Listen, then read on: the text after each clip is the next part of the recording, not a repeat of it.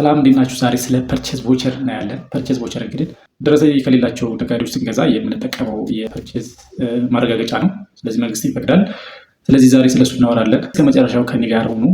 ስለዚህ ቀጥታ ወደ ማብራሪያው ስንገባ ፐርቼዝ ቮቸር እንግዲህ ያው አንድ ነጋዴ የሂሳብ መዝገብ ያዥ ሆኖ ሂሳብ መዝገብ ከማይዝ ነጋዴ ሲገዛ እቃ ወይም ደግሞ አገልግሎት ሲፈልግ ደረሰኝ ማይዝ ከሆነ ይህንን ፐርቼዝ ቮቸር አሳትሞ መጠቀም ይችላል ማለት ነው። ፐርቼዝ ቮቸርን ማን ነው የሚጠቀመው የሚለውን ስናይ ፐርቼዝ ቮቸርን የሚጠቀመው የሂሳብ መዝገብ የሚይዝ ነጋዴ ፐርቼዝ ቮቸርን የመጠቀም መብት አለው። ለምንድን ነው የሚጠቀመው? የሂሳብ መዝገብ የማይዙ ነጋዴዎች ጋር ግንኙነት ወይም ደግሞ ትራንዛክሽን ሲኖረው ወይም ደግሞ እቃዎችና አገልግሎቶችን የሂሳብ መዝገብ የመያዝ ግዴታ ከሌለባቸው ታክስ ከፋዮች ጋር ትራንዛክሽን ሲኖረው ያንን ፐርቼዝ ቮቸር የመስጠት ግዴታ አለበት ማለት ነው፣ ሂሳብ መዝገብ የሚይዝ ነጋዴ። በሁለተኛ ደረጃ ላይ ደግሞ ይሄ ፐርቼዝ ቮቸር መመሪያው መሰረት የራሱ መመሪያ አለው። በገቢዎች በኩል የወጣ 188/2017 ላይ ሻሽሎ በወጣው መሰረት በዛ መሰረት ይታተማል ማለት ነው። ለገቢዎች ፍቃድ ፐርቼዝ ቮቸሩን ማሳተም አይቻልም ማለት ነው። ኪውአር ኮድ ሁሉ ተካቶበት የፐርቼዝ ቮቸሩ መታተም አለ። በሶስተኛ ደረጃ ላይ ከፐርቼዝ ቮቸር ስንጠቀም ለየትኞቹ ድርጅቶች ነው ፐርቼዝ ቮቸር የምንጠቀመው? ዝም ብለን ለሁሉም አይነት ነጋዴዎች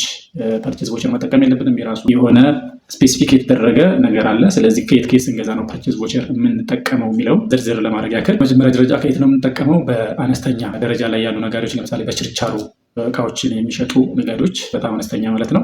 ከእነሱ ስንገዛ መጠቀም እንችላለን። በሁለተኛ ደረጃ ላይ ድሮ ከደረጃ ሀመር ውሃ የነበሩ አሁን ተብለው ተጠቃለዋል። ግን ድሮ ደረጃ ሀመር ውሃ ከሚባሉት ነጋዴዎች ስንገዛ ይህን ፐርቼዝ ቮቸር መጠቀም እንችላለን ማለት ነው። የትራንስፖርት አገልግሎት ወይም ደግሞ በትራንስፖርት አገልግሎት ላይ ከተሰማሩ ነጋዴዎች የትራንስፖርት አገልግሎት ፈልገን ሊሆን ይችላል። በኤኒሚስ ከእነሱ ጋር ያለን ትራንዛክሽን በፐርቼዝ ቮቸር መጠቀም እንችላለን ማለት ነው። ሌላው ደግሞ የግድ ስራ ካቋረጠ ሰው እቃ ብንገዛ፣ ስራውን አቋርጦ ያለ ነጋዴ ከሱ እቃ ብንገዛ በፐርቼዝ ቮቸር መልኩ የገዛነውን እቃ ዶክሜንት መያዝ እንችላለን ማለት ነው። ደረሰኝ ስለማይኖረው የተዘጋ ድርጅት እቃ ግን ካለው ከዛ ከገዛን በፐርቼዝ ቮቸር መልኩ መመዝገብ እንችላለን ማለት ነው። ጉልበት የምናሰራው ነገሮች ይኖራሉ። ለምሳሌ ሎዲንግ ሊሆን ይችላል። እናሰራቸው የጉልበት ስራዎች እነሱን በፐርቼዝ ቮቸር ማስፈር አለብን ማለት ነው። ምክንያቱም ምንም የሚሰጡ ነገር እስከሌለ ድረስ እንደዚህ ከላይ የዘረዘርኳቸው እንዳለ ከእነሱ የምናገኘው ደረሰኝ ስለሌለ ፐርቼዝ ቮቸርን ስለዚህ የግድ መጠቀም አለብን ማለት ነው። እኛ የሂሳብ መዝገብ የመያዝ ግዴታ ያለብን ታክስ ከፋዮች ማለት ነው። ስለዚህ እነኚህ የዘረዘርኳቸው በጣም ሰፋ ያሉ ዝርዝሮች አሉ። ማብራሪያው ላይ ታገኙታላችሁ። ይህን ማብራሪያ ቴሌግራም ላይ ለቅ ያላችኋለሁ። እዛ ላይ ገብታችሁ ማየት ትችላላችሁ። ዲቴል የዘረዘራቸው ከየት እንደምትጠቀሙ ወይም ደግሞ ለማን እንደምትጠቀሙ ማለት ነው። እነኚህ ከላይ ከዘረዘርናቸው ነጋዴዎች ለሸጡላችሁ ማለት ነው ስትሰጡ እንግዲህ ውል የሚሆን ሰነድ ቢኖር ይመረጣል።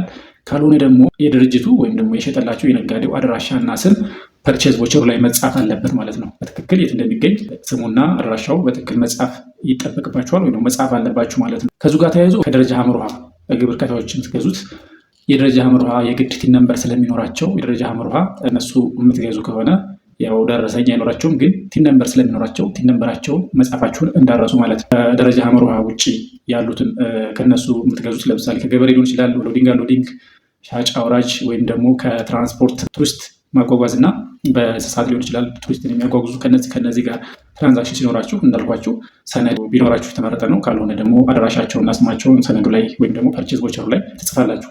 ከደረጃ ሀመር ውሃ ጋር ያለው ትራንዛክሽን ግን ቲን ነምበራቸው የግድ ያስፈልጋችሁ ነው ማለት ነው። የደረጃ ሀመር ውሃ ግብር ከፋዮች ቲን ነምበር ስላላቸው ማለት ነው።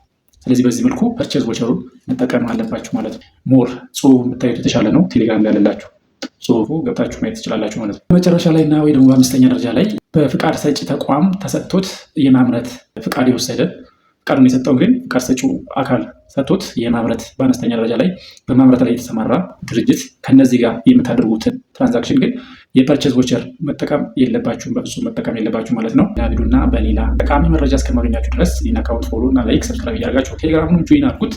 የተለያዩ ኢንፎርሜሽኖችን እለቅበታለሁኝ። ወቅታዊ የሆኑ ኢንፎርሜሽኖች ዴይ ቱ ዴይ የሚወጡት ኢንፎርሜሽኖችን እዛ ላይ ታገኛላችሁ። ስለዚህ ያንን ጆይን ማድረጋችሁ እንዳረሱ። በሌላ ቪዲዮ እስከማገኛችሁ ድረስ